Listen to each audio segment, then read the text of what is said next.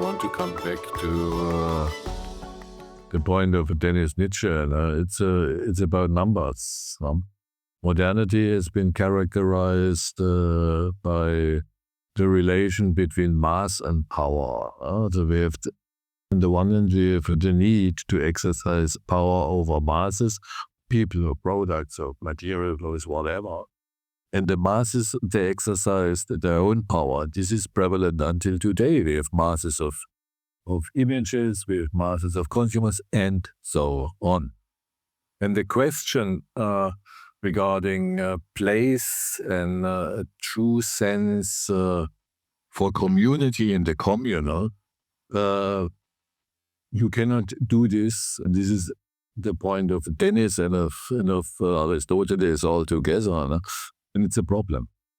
You cannot have it at once for 1 million people. As a neighborhood means we know the people, we know each other. For instance, in these Italian cities you mentioned, I've seen it in Siena. When in Siena as an independent from the tourists. When I, as an inhabitant, live here, and the richer man lives right the next door, as in medieval Siena. We have to see each other each day. We cannot separate. We have to pay respect for the other, independent from its background. It's a civilized behavior.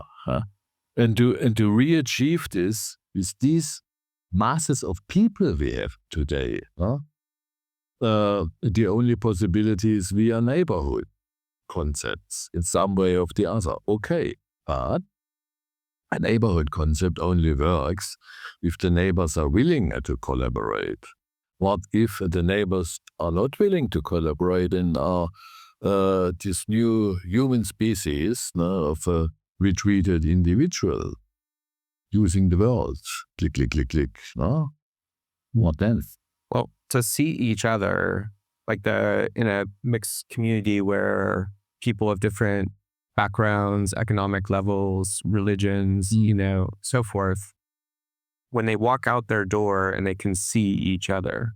Yeah. So I think that transitions the conversation a bit to public and private.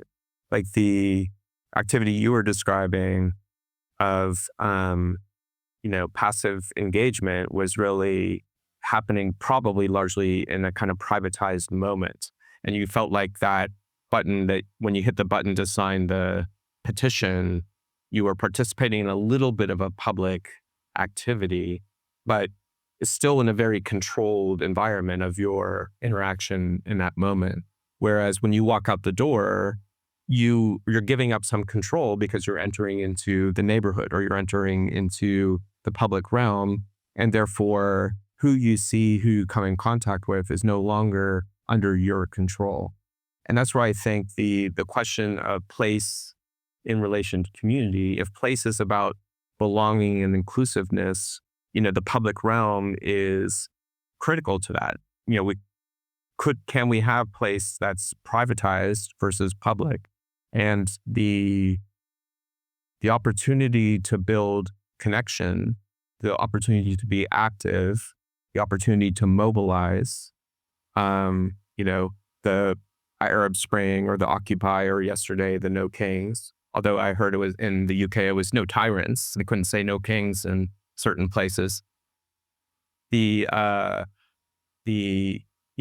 was mobilization, and it had to happen in the public realm.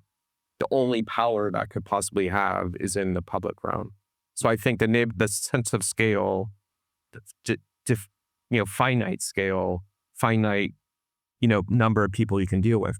When 100,000 people gather in a square, in Tahrir Square or in Times Square yesterday, you feel the physical impact of people in space.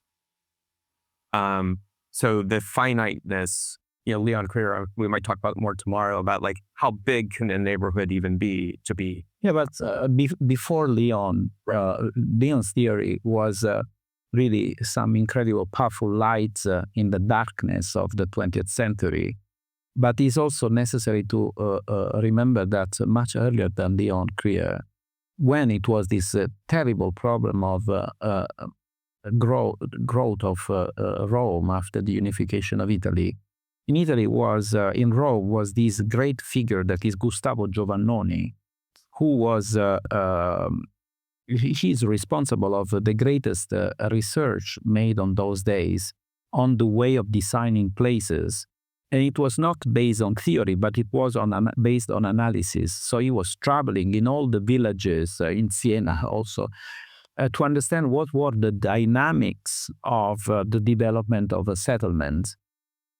And by accident, he got to the point which was at the base of the design of the new social housing neighborhood in Rome, which were mixed income, not only for working class, which was saying that whatever settlement that was a city organized with a series of districts that originally used to be villages or borghi, or it was a simple borgo, when the dimension of that space was reaching roughly 800, 1,000 meters, which is exactly what we define 10 minutes walk.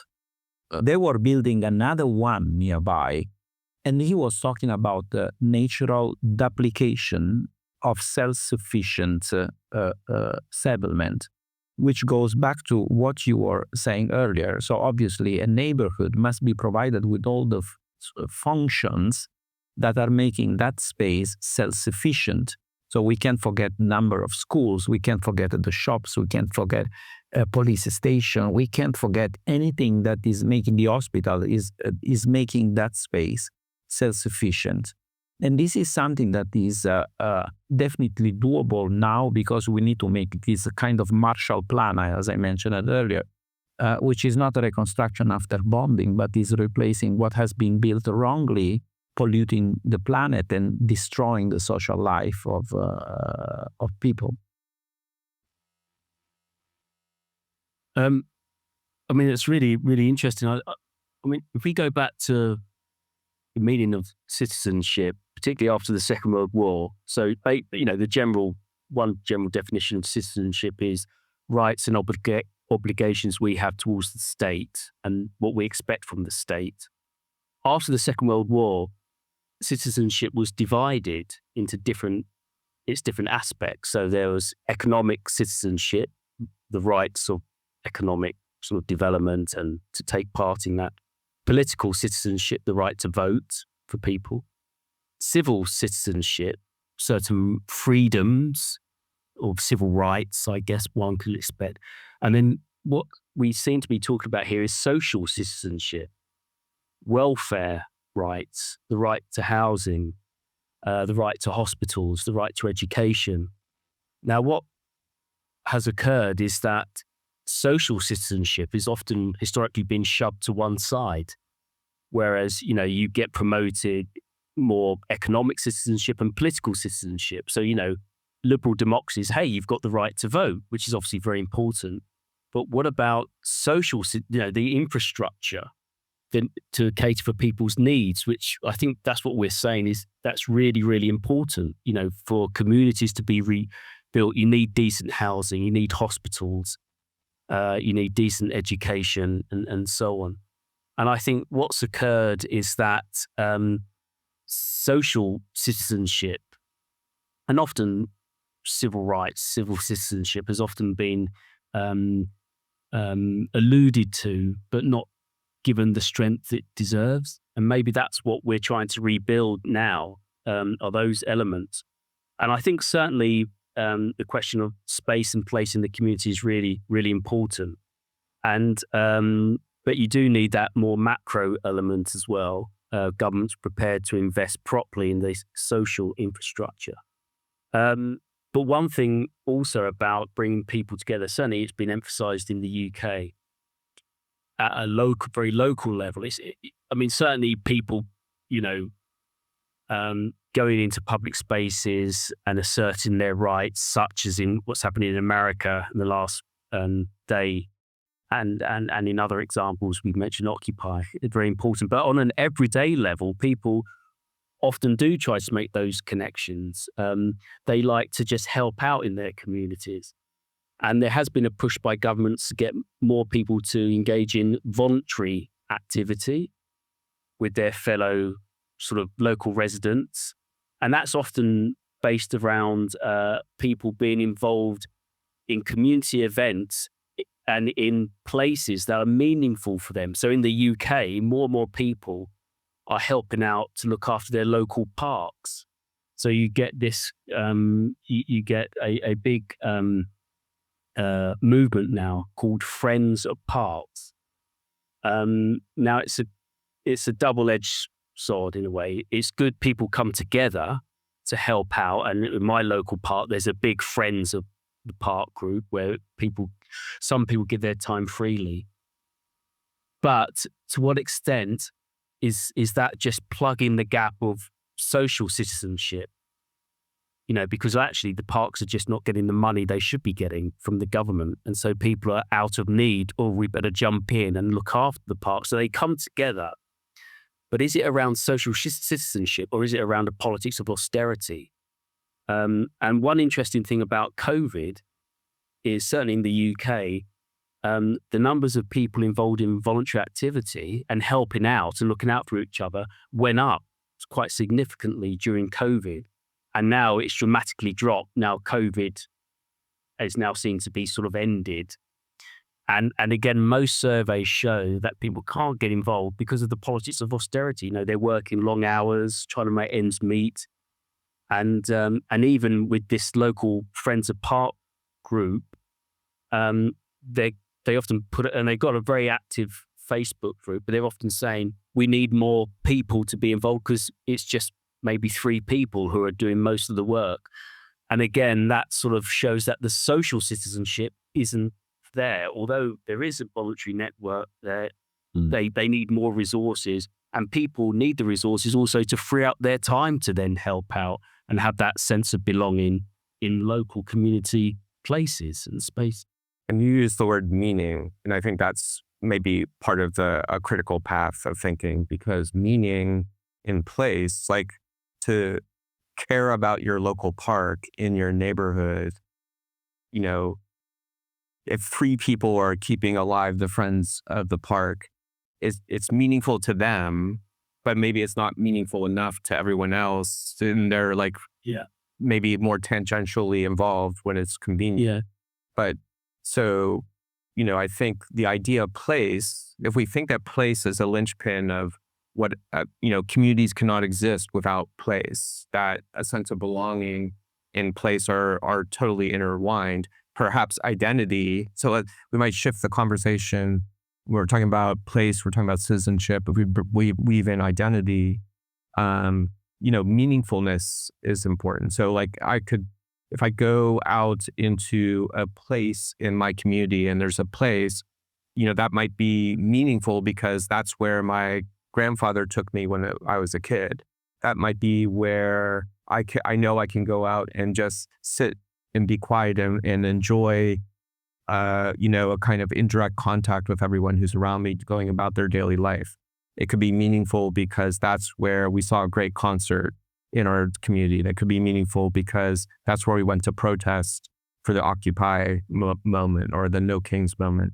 So the meaningfulness is connecting us. It's helping us feel the belonging. Maybe it's even helping us think of that place as part of our identity, like how we identify ourselves around our neighborhood, around our Canzanile, what brings us, what binds us to our neighbor. Yeah. I mean, certainly in the case of the park, it's interesting. Yeah, you mentioned about belonging and things being meaningful. So this local park, the Friends group, have got lots of things done. They've got new play areas for children there, and a lot of people are very appreciative of what they're doing. And so on their Facebook page, a lot of people always do lots of likes and this is great work. But again, though, they still, the 3 or so people are still saying we need more volunteers. Although certainly they do every few months have a volunteer morning on a Saturday for people to help clean the park and to get to put gravel down on the pathways and that. And, they get more people joining up for those one-off events. And again, that's a way of making things, getting people to be invested in that particular community asset, if you like. But yes, I think they, for the real sort of meat and gristle of it all, they do struggle, to get more people to volunteer. And again, I think it's because that level of social citizenship, the resources for that broadly within the community have been hollowed out in the last 30 odd years, where people don't just have the time or resources to commit for, a long period of time every week. But this phenomenon is clearly something that is related with the natural way of being a human, which is a social animal. And Zygmunt Bauman, a great sociologist, wrote about the will of community. And it's clearly talking about that. So maybe I can have enemies saying this, but I think this idea of having volunteer is wonderful. But on the other hand, it's putting the state that is the one that receives our taxes to say, okay, I don't care because I know that someone is going to do it on behalf of me. And this is really unfair. As a humans, we have to bring the state, whatever government, whatever party is, to be responsible for what his task. This morning I was talking to Jason about something that is written in the Italian civic code that is referring back to the ancient Roman right, which is an article that is called La diligenza del mandatario, which is the right behavior of the administrator. And the article says that the administrator has to behave like the good father of the family that is giving the right example to his children.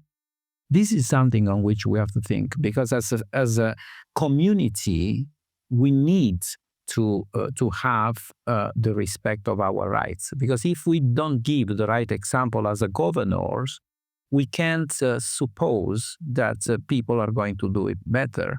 Obviously, there are clusters of people that in the UK can do this. If in Italy, I create a committee of my district to repair the sidewalk, I will receive a fine because I'm not allowed to touch the public land without being approved by the community, which is absolutely crazy. But this goes also to what you were also mentioning, which is something that is related with the economic conditions. And obviously that is a serious problem. And then, one more time, it will be nice to watch at our back and see what was the way of our ancestors that were much more advanced than today, because they understood what was the cost of managing places. So our ancestor, obviously cars were not existing yet, but in any case, they had some deep respect of the countryside, and they were building very compact city, which doesn't mean to build a skyscraper, but means to do something that is dimensioned according to the human needs, provided with all the function, provided with all the spaces for gathering people together with the network of piazze and piazzette, whatever you want. But it's something that is manageable.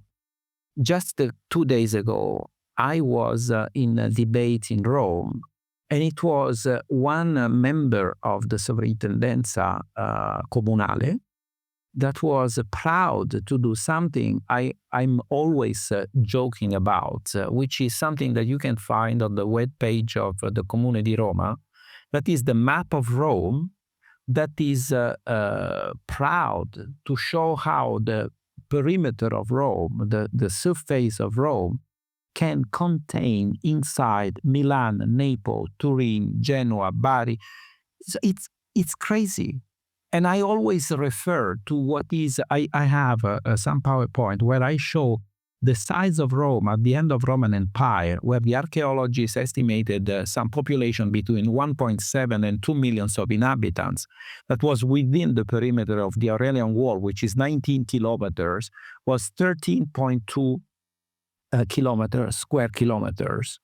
Today, Rome has 2,800,000 of inhabitants, but the perimeter, the surface is 1,382 square kilometers. This is crazy.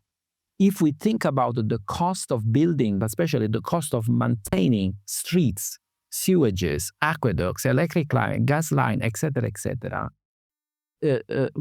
every year in Rome, there are a couple of people that are dying because one branch of a tree fell and killed them while they are motorbiking.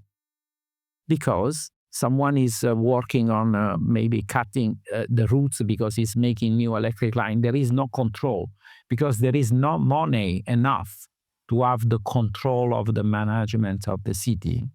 And the bigger is the city, the worse are the problems. So it's necessary to think about the clusters that are autonomous, where you can manage properly these things. Because it's an interesting aspect. This relates to this discussion about numbers, and in more general terms, it relates to the role of the state, or to make it more concrete. Do we need some central services, even if we are neighborhood-based, more or less autonomous communities in the positive sense?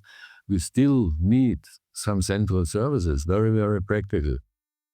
Electricity, street system, sewage system, and so on, which means translated to the role of the state, we need some central management. The very idea of the polis is decentral. The very idea of the community approach and the neighborhood approach is a decentralized approach. No? What's about the role of central management? No? With its inherent power, no, of suppressing the individual autonomy of the community in question. This is an important practical point also. So if these neighborhood-based communities will prosper, if we have, in other words, more and more decentralization, what happens with the very idea of a centralized management? There might be a huge contradiction very soon in terms of political power. So very, very practical. I mean, in the whole question here, I mean, the whole political, socioeconomic overlay to community and place plays a big role. But Dennis and I yesterday were discussing in a small city, someplace which we won't name, that you had a localized government over a population of under 20,000. They had millions of dollars at their disposal. And what did they do with the money? They decided to build a massive swimming pool center. No money was put into city structure, expansion of the city, services for people.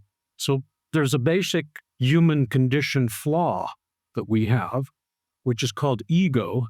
And basically this ego takes over all the good people trying to do things and help people and develop the place, and are being killed off by the basis of ego taking over sensibility. And this is a really big problem, and it's a major flaw of the human condition. Yeah.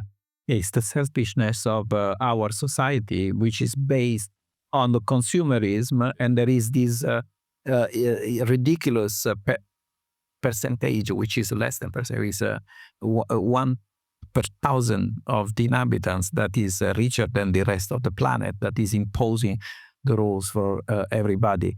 Back to what I was saying earlier about the investment on technology. After the COVID, to relaunch the economy in my country, apparently because of Bruxelles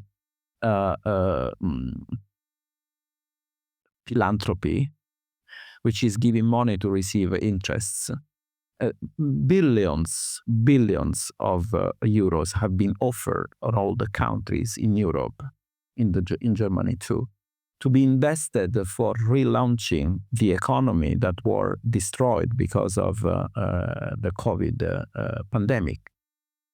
And the only lesson that was to be learned from COVID was that it was necessary to consider the importance of the public system of health.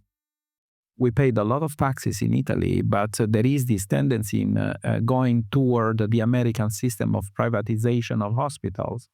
So when the COVID arrived, we discovered that in the last 5 years before the COVID, many hospitals were shut down and many intensive care rooms were shut down. And I'm talking about thousands. So at that point, it was no way to take care about those that were needing the intensive care. So I would expect that when this money arrive, I will invest the money in the point of weakness. I was investing this money in health, in culture, because that is our treasure in Italy, in the restoration of our heritage. And then I would take in consideration also the technology and all these things. And at the end, to health, less than 7% of these billions was given. In culture, for the schools, less than 3%. In heritage, almost nothing. All the investment were on the green revolution, which is making something that is everything but sustainable, and investing in technology to push the school. The only money that were given to the education were to bring in the schools computers and system for teaching from remote, shut down the library to use PDF available online, which is something that is really switching off the brains of our children. So we are responsible of our situation. We have no justification for this, and it's time to think about this problem, which are generated only by humans. So yes, then, before, sorry not to interrupt you, Yes.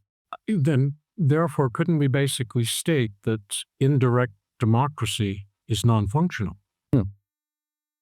Yeah, probably. Yeah, this is an important point when we are speaking about citizenship and involvement. Just to add, maybe, but maybe it's the best worst system we got. So anything else would be even worse. Just not to keep that sounding in my know. So I'd like to, just before we have a break in a little bit, I'd like to think about identity in the mix of all this. So we've talked about place, we've talked about attitude, we've talked about some governmental structures, we've talked about internet and social media a bit that can have positive and negative impacts. So, and actually I brought up the idea of like the children and the elderly, and one of the chapters of a book I'm writing, or actually a few of the chapters really say, okay, if we design public space, for example, to accommodate children and old people, we've probably made it universal and inclusive. But often what we're doing is designing space for just, the people like us, right? Mobile, middle-aged or whatever. So let's talk about, so I think we should weave in the idea of identity because, for example, that might raise questions of meaningfulness. That might raise questions of, confidence to participate because through identity, the sense of connection to the town or the neighborhood. So I think how do we see in the human condition that we keep coming back to, like how the human condition is either, somehow transforming in a way that we don't need all these things anymore. We can be autonomous versus a social creature. How is identity being formed? And I guess we could, one experimental way to do that would be to think of young people. Like if you're a child growing up in your household, in your, hopefully a neighborhood, how are you forming your identity on a daily basis? How does your commute to school or your visit to the park or your, just walking with your parents to the store, to the grocery store to buy your food? How so? And like if I go to meet my friends, if my friends and I meet at the local pub or we go to the cafe, how is that all part of the formation of identity? So let's think about identity, because I think that'll come back in the rest of today and then also tomorrow, how we feel, how the individual is relating to the community. I think this identity point is crucial because this identity has to explicitly refer to ideas introduced earlier. This responsibility and this ethos point. This relates to meaningfulness. So I need an immediate neighborhoodship, because are human beings. I have to be respectful against that. This is it's very important. And then we can make some common projects. Okay. But on an everyday basis, this was your school bus example we discussed yesterday. I see people in the bus. I trust these people. There will be no crime in the bus. This is very, very essential to form my identity. And out of that, if combined with some explicit combined action of us as citizens, we can develop an ethos. And when we have an ethos, we have an identity. And then we do not have to discuss about identity because we have a sense for it. Okay, and this would be the best outcome. Would be. The question remains, when we look at our prevailing life circumstances in our daily lives, we live in functionalized, fragmented worlds. And it's very difficult to generate a feeling of identity in functionalized and fragmented worlds. This is a contradiction. And especially if we're raising, say, young people in that environment, right? Exactly. But the problem, one of the biggest problem is the amount of years we passed believing in a lot of lies that were presented.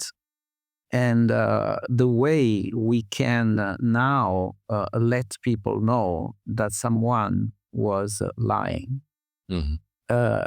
Thinking about the places we live, the identity of places we live, we as architects, we have to think about what happened almost 100 years ago, when with the fourth Siam, it was decided that the historical city was wrong. With the Athens Charter.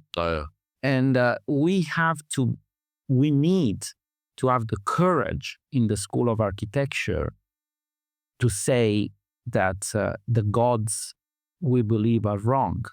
Because if today you go to a School of Architecture and you accuse Le Corbusier to be the criminal responsible for what happened, you will be blamed for that.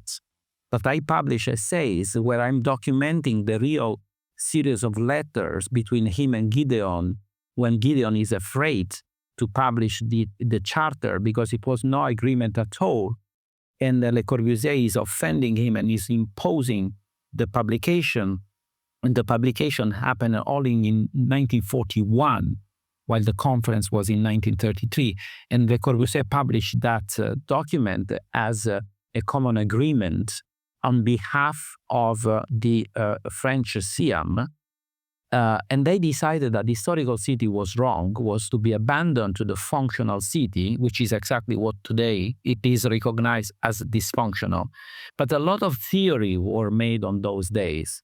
And we are talking about days when were the dictatorship, because in Italy it was Mussolini, in Germany was Hitler, in Russia was Stalin. And Le Corbusier was writing to all the worst dictator to use the dictatorship to impose his theories that were sponsored by the car producer Voisin in France, to impose a model of the city that was separating the functional zoning system, which is a tragedy for the city, and were made a theory because another false story that is very useful to be used in the School of Architecture that was made in the 60s, so after Second World War, when it was necessary to condemn anything that was belonging to the fascist regime, architecture was taken, while I publish real documents that are showing that the only kind of architecture that was condemned by the fascist regime was the classical one.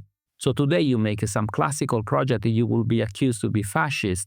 And then I have to let these people understand that in 1938, the fascist regime approved a law that was saying that starting from now is strictly forbidden to build an architecture that is not the current one, to avoid a double falsification with the old and the current history of architecture. All this theory after Second World War brought people like the designer of the Zen I mentioned it earlier to make a theory that historical cities were the places to be left to the evil bourgeois, because for the emerging, this was the word, for the emerging working class, it was necessary to build the New Jerusalem, the classless society place, which is ridiculous. In 2007, and I brought a video that unfortunately we can't project here because we can't make a PowerPoint.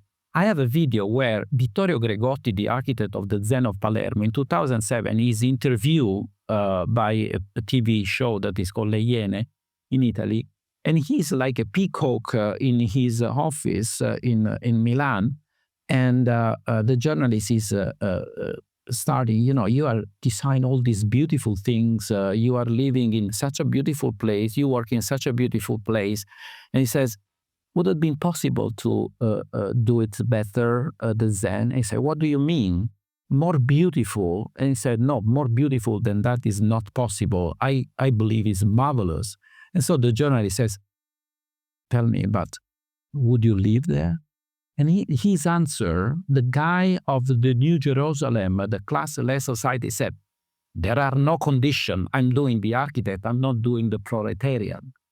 So this is the immense lie that is behind the way we created spaces that are destroying the identity, are destroying it. If we think about the way now we have under our eyes, unfortunately, the destruction of the wars that are affecting Palestine and Ukraine. And what we can see is something that is dating back to the ancient Greek time also, because the worst murder during war is obviously the killing, the murder of people, but is the destruction of the symbol of identity. Think about the Buddha destroyed by the Taliban. Think about the Arch of Palmyra destroyed by the ISIS. Think about the wipeout of the entire Gaza. Now, it's because that is making people depressed and no longer attached to the places they belong. I think that this is an important point when we go away from warfare and when we take this mindset of achieving a functional architecture for a functional world. No? The idea is that the New Jerusalem is a functional entity. Now it's sustainable, the word. Now, which is unsustainable. Now, the function can become sustainable, green, resilient. You can take any buzzword. My book coming out in a while is joking with the words, because I'm really upset with those that are abusing of the word sustainability. And I prefer to talk about inheritability, because what is presented as sustainable as a bill that is going to be paid by our children and grandchildren. But we have to think about something that is planned for the 7th generation from now. Yes. And this relates to the decentralization idea. Let's go back into the Greek polis as a hope. I do not say a socialist hope, my God. No. Politics is, this is the idea is when we as active members of a community, we as citizens are able to decide how our city, the place we live in, should look like. It's our thing to decide it. And we make a common decision in which kind of place we want to live. And this includes the possibility of evolution. From time to time, we can change this place, also in terms of architecture. And in this case, we would need no grand design utopias any longer. This functionalist mindset is very useful for a capitalist society, for a society relying mainly on technological improvements and on masses of users, of products, and so on and so on. And then it fits perfectly with the functionalist. But what if we design a different future? Huh? We take this idea of the polis and the decentralization very, very serious, and say, okay, let's go decentral again. And the real democracy is the decentralization. Could be a way, possibly, in a utopian process. Yeah. Well, more or less. This is, as Aristotle said, the good polis, 3,600 anywatts, plus minus. And, okay, wait. Halt, stop. Tina, it's all okay. And the women, meanwhile, the women are included in voting for the polis. So just be sure, let's have the microphones, make sure we're recording when you guys are speaking. So Ettore did this like graphic for us of the evolution, the human creature, and, the functionalist conversation or the lies that, robbed us of our identity, the continued, activity that clearly shows us how people can try to destroy identity, the functionalist replacement that doesn't let us even see how our neighborhoods are designed, I think, and the passiveness of the internet, it's like we have to, it's maybe incumbent on this moment in time more than, maybe this is just every generation contends with certain levels of this, but we have to almost be metacognitive about how, if that line that Ettore drew down wants to turn back up, probably the major thing will be that we can see how systems are impacting our identity. We can see the identity that we want to, achieve or that we want to sustain within ourselves. And we can see how neighborhood, how the human condition, how, human contact on a daily basis, is paramount, that the human is the ultimate measuring tool, and that the human condition hasn't changed any, nothing about our existence has changed the fact that when the human is the ultimate measure of, say, the design of a place, then we are the arc of evolution is going in the right direction. Hopefully. That the design of place is connected to what we need to sustain our identity. It's not, other factors are no longer the kind of distorting or hiding that fundamental truth. The great aspect of tradition is that, first of all, is not some stupid way of being relaxed and say everything is done and I don't have to do anything else, but is to change what doesn't work. Changing things without any reason, reinventing the wheel every day. It's crazy. And the slogan of modern street technology is we have a solution for problems that are not existing and you will be addicted on that. This is insane. So everything that has been proved is not working has to be abandoned and improved. But everything that has been proved is working. It's stupid to abandon. So there is no needs of saying, okay, I need to grow. It's like economy. If economy is growing for someone, it's going to be destroyed for others. So at a certain point, it's necessary also to understand that, we are in a good shape. Is it really necessary to grow constantly, damaging others? Or probably we can say, we can be more equal with everybody. This would be This would be a good principle. This would be a new good ethos. When meaningfulness is the goal as opposed to growth is the goal. It's meaningful for me to feel my place in the world because my identity is not coming into question introspectively or otherwise, and I can discern the activities I want to participate in through their meaningfulness to me rather than through influencers or through.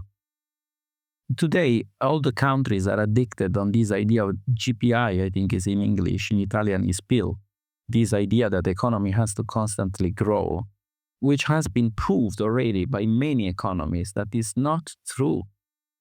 So we need a new ethos to understand how city can be, advance and grow with a different way of measuring the. Yeah, this would be the point. This new ethos, and this new ethos starts in small neighborhoods, of people willing to change something what they can really change, and this could be the base for new communities.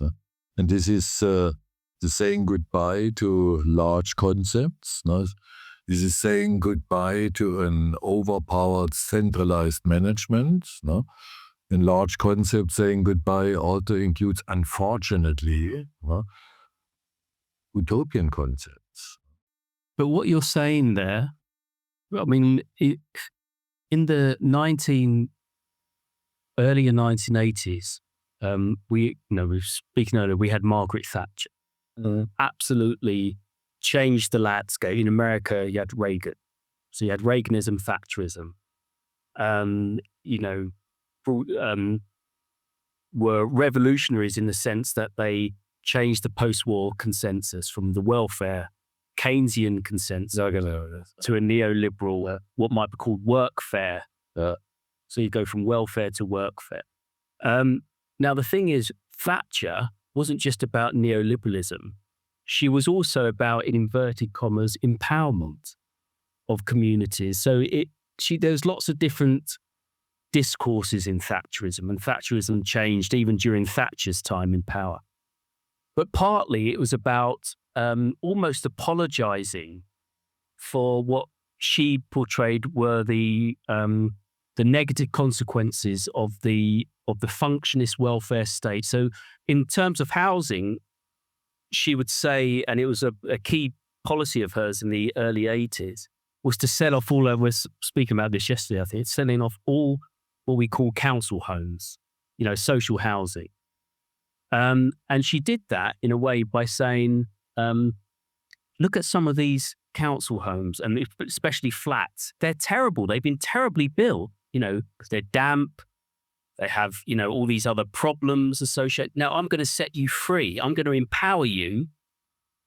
We're going to, those council homes which are better, you can buy these very, very cheaply and become a homeowner. And we'll get rid of the other ones. And then you move further along with Thatcherism, go into the 80s. You could then get Blairism under Tony Blair, arguably another form of that neoliberalism. But again, that was all about empowerment of communities. Don't look to the state, the welfare state, because it's very functionalist, it's top down. Look to your communities, look to your neighborhoods. People should come together in social networks and so on. So my point being is that certainly in the UK, we've had lots of decentralization. We've had the so-called empowerment of communities, but that can work within that sort of Thatcherite framework. So I get what you're saying about decentralization, but there's decentralization. I think that's what we have to be clear about, is which empowerment and decentralization are we talking about here? Because the Thatcherites are it's a bit like with, my last point, with big global corporations now, Starbucks and the digital corporations, they all brand themselves with a sense of community. You buy a Starbucks and it's tells you where it gets its ethical coffee from. And it's all about being part of a global. Coca-Cola is about globally connecting us in a community. So again, there's communities and communities. There's empowerment. There's cosmopolitanism and there's cosmopolitanism, and so. But that is always the idea of the claim, which is always presenting things in a positive manner. We were imposed to change our cars to use electric cars without thinking at the kids in Congo that are dying because of the way they take the materials that is necessary for electric car. So that's a problem. But thanks to talk about the neoliberalism and globalization, because that is the origin of all the tragedy we are experiencing now. Because until the 80s of last century, Italy was a super wealthy place. We used to have our money. We used to solve all the problems that were happening economically speaking. We used to teach the world with a series of systems that were survived, those that were not destroyed during the fascist regime that survived, like for instance the IRI, that was a model for all the planet. And then at a certain point, it was decided to privatize everything and step by step to sell our country for nothing. So almost nothing is still Italian. Many archaeological monuments were privatized with figures that are impossible to be reached. You don't know who are those that are managing. So if you have some problem, you don't know who you have to deal with. And this is a disaster. It's not to talk about the communists. Tomorrow, I'm going to talk about this experience of the earliest 20th century. But just as anticipation, you should know that because the development of Rome after the unification was totally based on private investors who are obviously taking care only about their profits and not about the human life, forgetting all the needs of people, Rome experienced two horrible things. One was the bankruptcy of the municipality, and the other one was the social disaster of the working class district, which is the subject I'm going to talk about tomorrow. But what is interesting is that the state, in this case, the first mayor that was elected thanks to the so-called Blocco Popolare, the block of people of Testaccio district in Rome, voted for a mayor that was not related with the bankers, was not related with the clergy, was not related with the nobility. It was representative of the people. They made an incredible transformation. And they understood that since the business was buildings, the only way to get out of the crisis was to become part of the business, which doesn't mean to be communist and say the state has to do everything. But when you engage in healthy competition between the state and private investors, which is something that the neoliberalism is not permitting, you have the state that, as I said earlier, like the Italian civic code says, play the role of the good father of the family that gives the best example. At that point, if me as a state, I can build and sell houses, you, private investor, has to do better than me to win the competition. And this is making the city just for everybody. If we exclude the states, you can have a kind of not ceiling prices, but ceiling behavior to show to the speculators what has to be the right way. The ancient Roman used to have the frumentationes, which was a policy of the emperor that when those that were managing privately the market of the grain, the wheat, and the bread were rising up too much the cost, they were going to the porticus minutia. They were offering for free grain and bread to the population to oblige the speculator to lower down their needs. Guess if we do this with oil now, many wars on this planet are going to disappear. Right. Can I just go back to what Ulrich was talking about a little bit about this decentralization as a salvation to the future? I think we have a slight problem. We have major cities all over the world that are decentralizing already. but we have the existence structurally, we have a space existence of city cores that are absolutely void and are emptying out and are becoming totally non-functional. So if we decentralize and everything gets so decentralized, what is the plan from an architectural point of view even of rebuilding these city cores that exist in these cities of 5 to 25 million? Actually, I made several projects on my own and also with my students, showing if we simply rediscover, we reopen the drawers and take the laws and the tools we used to use until 1925, when the fascist regime decided to cancel, we can really bring back the economy of Italy, but those things are valid all around the world. If every country is going to proceed in this manner, can have a kind of independence, can develop some kind of 0 kilometers or few kilometers, even 100 kilometers economy, instead of being addicted on some globalization that is also polluting and killing people. Because, for instance, a year and a half ago, I discovered to be almost celiac, and I can also have milk. And I grew up in a city where we are doing the mozzarella and the burrata that now is so popular. I never had any problem.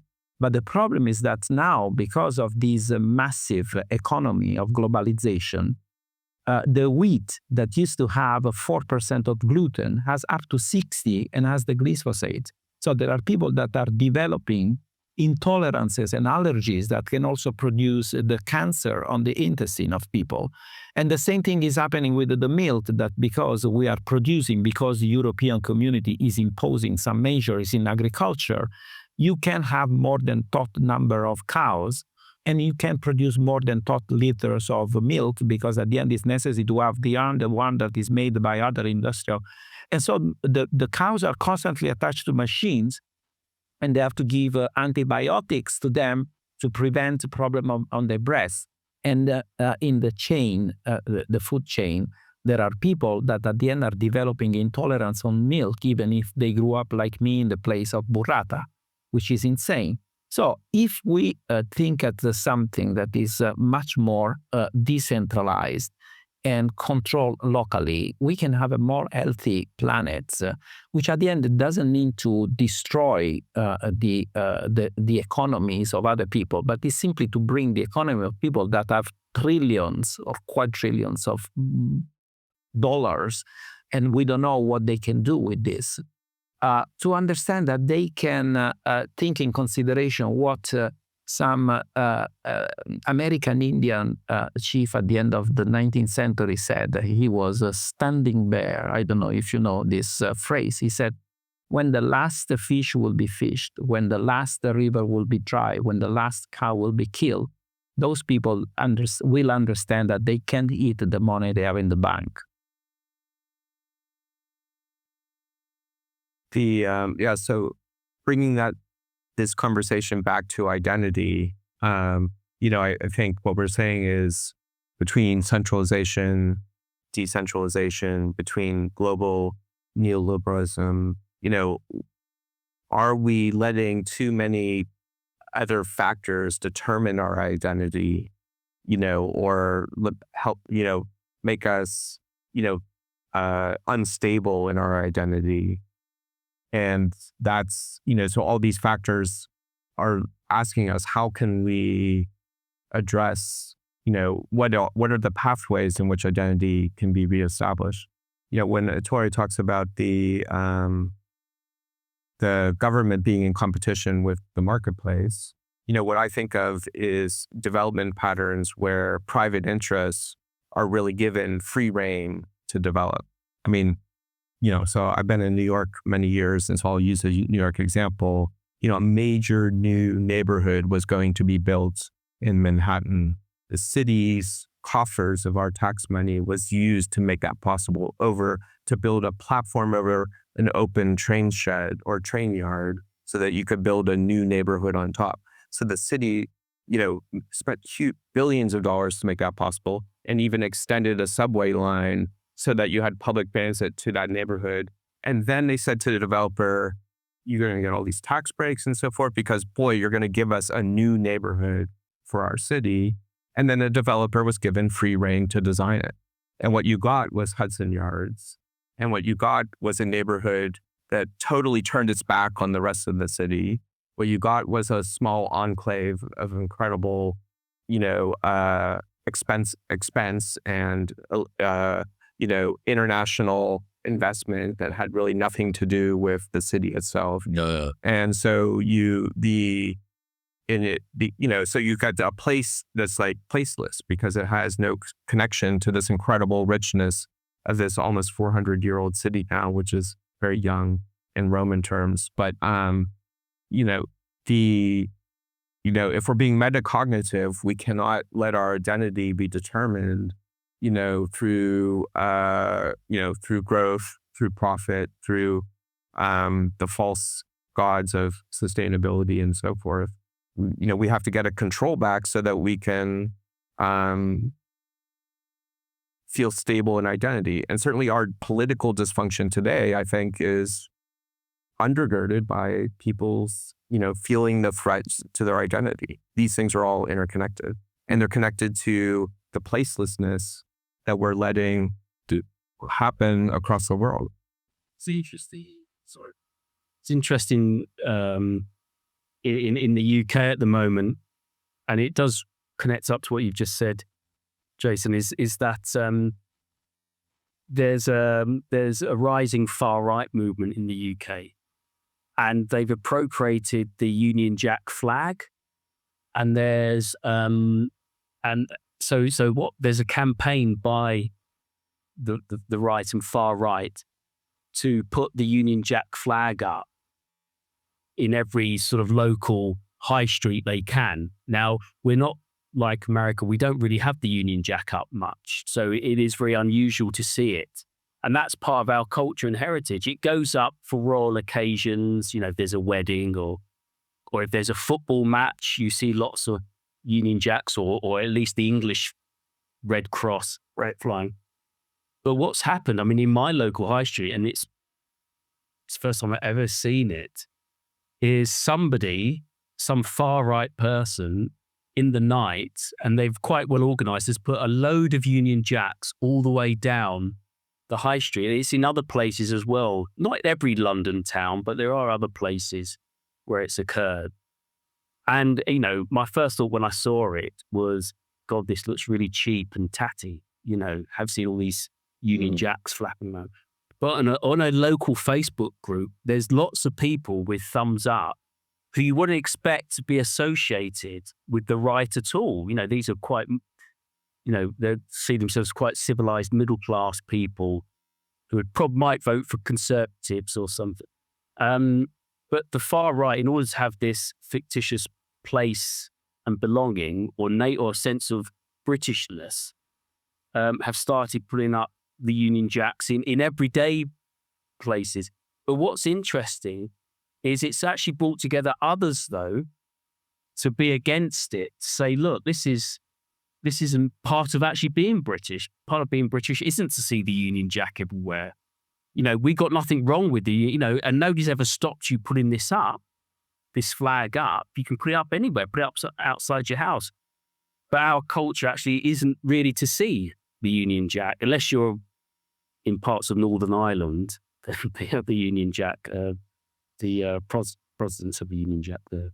But in other Facebook pages in the local, there's a real pushback against it as well, and calling it out for what it is. But it's just that place, that sense of belonging, it can be hijacked by the far right to say, well, actually, we want that sense of belonging, but we're going to use it in the right wing direction. And I've never seen it before. Right. This thing that's going on at the moment. There's the God's identity in place, perhaps, in this example. The place could only be hijacked because there was no sense of belonging by the inhabitants.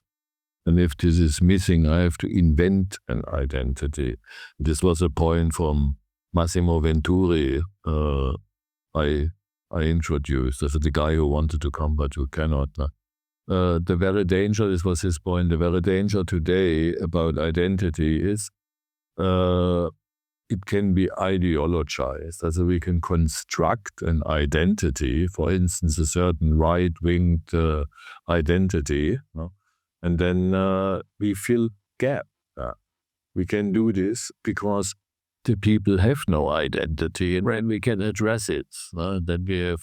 But what is the problem is rising up. Yeah. So it's really a serious problem, because today there are people that are really causing to keep their privileges. They are provoking war against the poor. So they are developing this theory that having the flag of your country is offensive. This is ridiculous.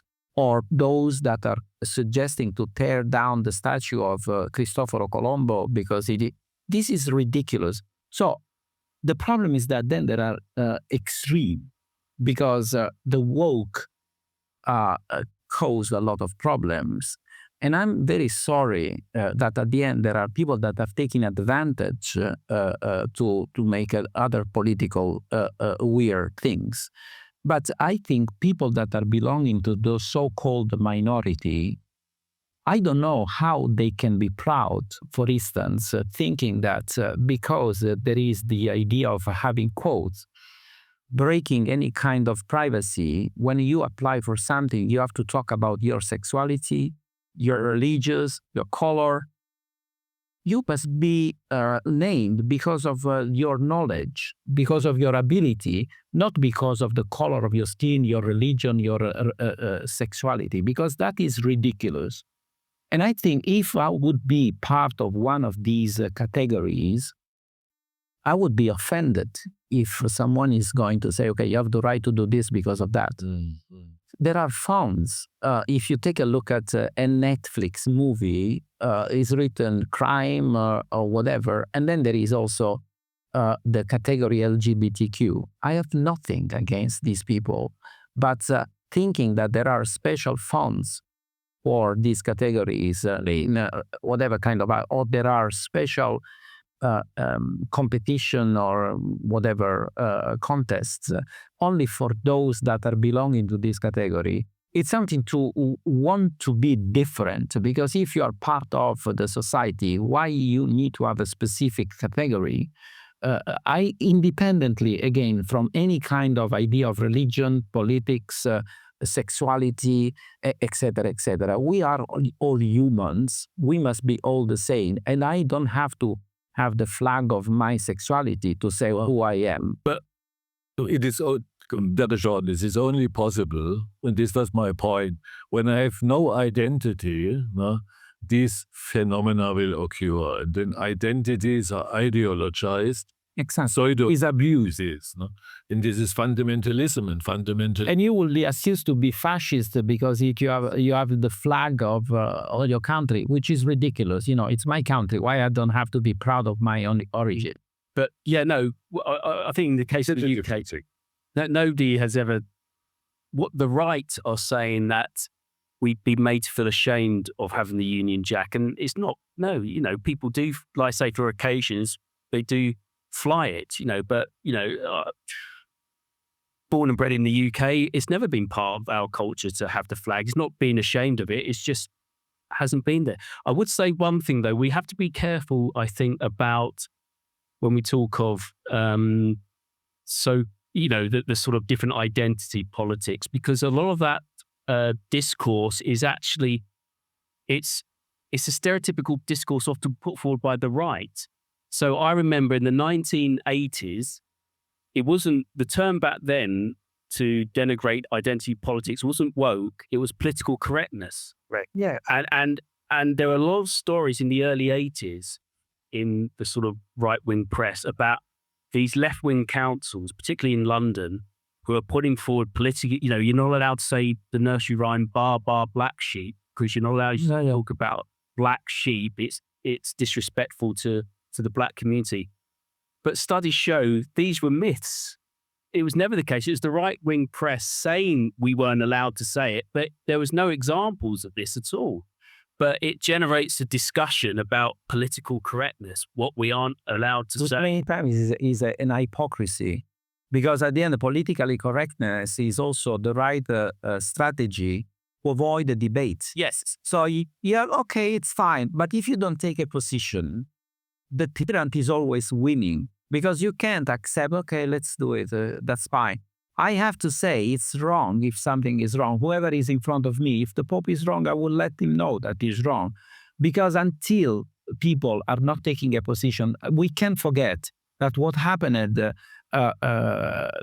80 years ago, it is a consequence of people that were not taking a position. What is happening today is exactly the same. We're always repeating the same problem, sometimes because we are afraid to say that, sometimes simply because we don't want to take a position because of politically correctness. And politically correctness probably is the consequence, is the reason of the consequence we are experiencing. So I just wonder whether political correctness, although all woke, is an agenda often constructed by the right. Say we're not allowed to say that when we are allowed.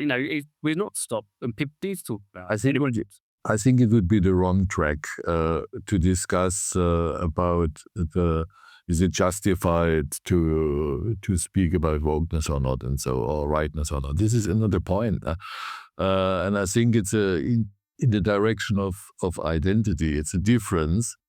If I can be proud of my country's heritage, no? Therefore I do not have to be a right-wing guy. Not at all.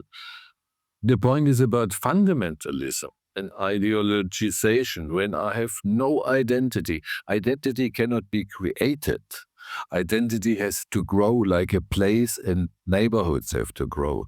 Identity is a product of history. No?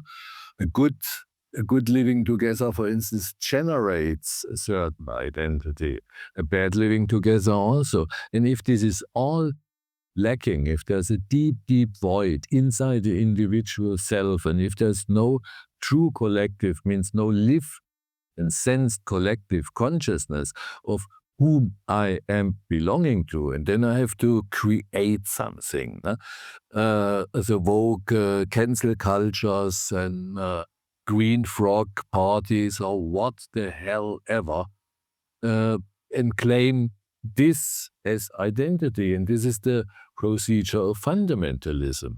Fundamentalism is no identity, it is a pseudo-identity. But it's very useful for those that are causing war against poor, instead of bring these poor to understand that probably they are poor and they are living in such a horrible condition because of those that are promoting things like this for their interest to keep. I agree totally.